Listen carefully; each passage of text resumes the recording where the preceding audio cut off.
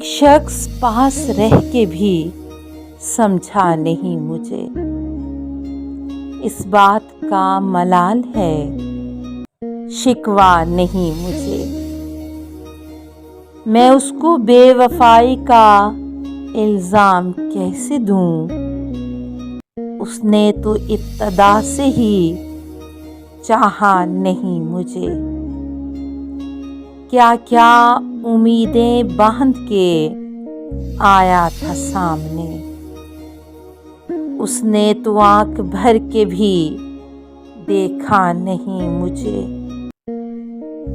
पत्थर समझ के पाँव की ठोकर लिया,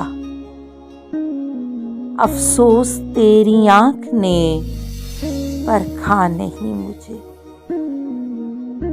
कब ठहरना था मुझको हसन आज उसके पास, अच्छा हुआ कि उसने भी रोका नहीं मुझे।